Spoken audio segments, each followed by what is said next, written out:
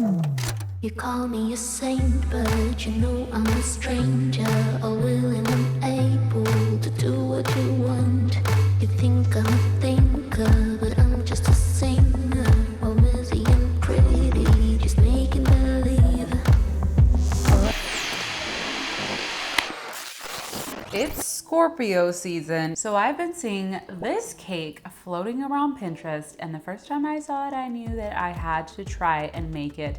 I just needed the perfect occasion, and it just so happens that I have two wonderful friends that are celebrating their birthday together in Scorpio season. Their party is witchy vibes, so this is the perfect cake. But we're gonna attempt this cake today. And I hope through me, you can gain confidence if you've been wanting to try making cakes for your friends or family through this video. So full recipes will be in the description below because these are not mine. For the cake, we're gonna be making an almond cake recipe. I used my new grater attachment that I recently got to grate down the paste, and oh my gosh, this made my life so much easier rather than doing it by hand. I've been trying to invest in kitchen tools that would make my life easier, and this is definitely one of those tools. Right away, the almond paste mixed with the butter smelled amazing. Since my friend requested an almond cake, I was extra cautious to not overmix this batter, and I did a little extra cake to test it out to make sure that it was the right texture. This is the first time I'm making a cake for a friend. I honestly can't believe it's taking me this long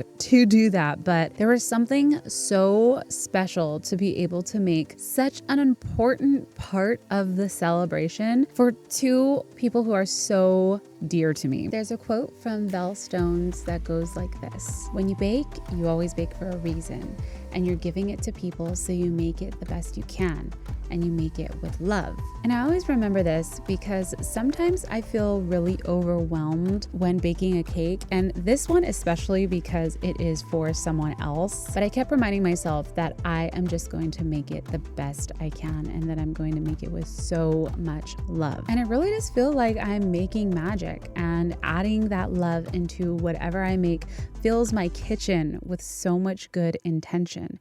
For the frosting for this cake, I wanted to make something that wasn't super sweet because my friends don't really like super sweet things. So I decided to make an Italian meringue buttercream. We've tried the American buttercream and it is very sweet. I feel like that's better for like a kid's party, but Italian meringue, still silky smooth, a little more sophisticated. It's still got some really delicious flavors in there, so let's make it. I'm realizing that today is a lot of firsts. First time making this cake, first time for the icing, and first time trying this piping technique. There's always something so intimidating when trying something new for the first time, and I always find it interesting how there is that sense of resistance. Like your mind is telling you no, and it makes up excuses for you not to do it. It's really easy to get comfortable and make excuses to not try something new, but the only thing standing in your way is you. And I think we put a lot of pressure on ourselves to make everything perfect, especially now with social media. You only see the outcome of things. You only see the one good picture out of the 50 taken, or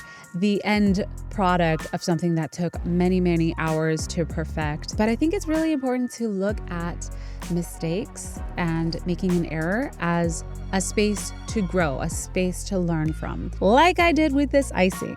I have never seen such fluffy icing in my life, and I got so excited that I did a little taste test. It tasted so good. I layered the cake with it. I did a crumb coat. I was like, oh, this is so bomb. Everyone's gonna love this. And then I saw the bowl of sliced butter on my counter, and I forgot to add the butter to the buttercream.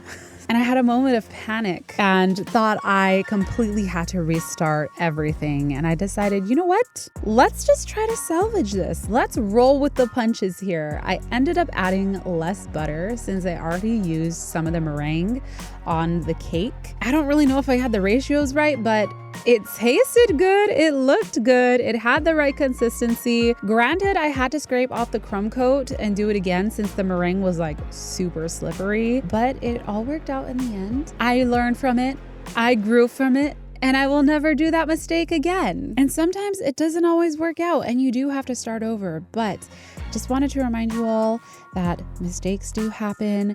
be gentle with yourself. Think of yourself as like the parent to yourself. How would you talk to your younger self? If your 3-year-old self were to make a mistake, how would you speak to them? Would you call yourself names? Or would you simply say, that's okay, we can start again. We learn from this and we'll grow from this and it's all gonna be okay. So now for the decorating, I wanted to achieve a really deep, rich red color for the Scorpio sign. And I saw this technique where you use an immersion blender to add the gel food coloring. It took a lot of gel, but by mixing red, purple, and a little bit of black, I was able to achieve this really rich wine red that I thought was absolutely perfect. I put that into some piping bags and some tips and got decorating. I found a couple really helpful videos that explained the tips and how to use them correctly. So I will link those below because they explained it way better than I could. But this has to be my favorite part of the whole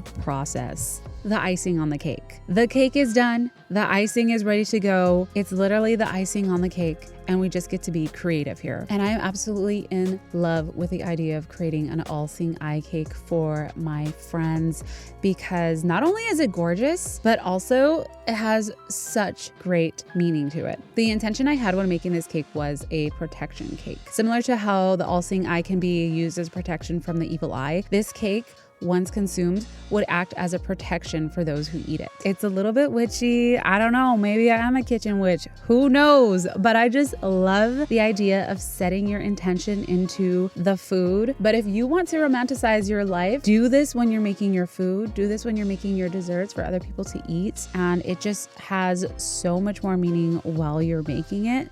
And it just makes your life a little more magical. And that's what we're here for, baby. I used a variety of sprinkles for the eyes and placed every edible pearl with intent. The most time-consuming part for me was the piping on the embroidery detail. But on the bright side, I got a lot of practice piping straight lines, which is not my strong point. I added some vintage piping around the cake, placed some edible star sprinkles and topped it with, of course, edible glitter. She came out beautiful. It was one of those things that I surprised myself with and I couldn't believe that I did that. My friends were so happy with it and it fit with the party aesthetic beautifully. It was such an honor to be able to contribute to their special day and make the night even more magical. The cake was delicious and I am definitely going to be making this recipe again. Happy birthday to all the Scorpios out there. I love you and I will see you soon.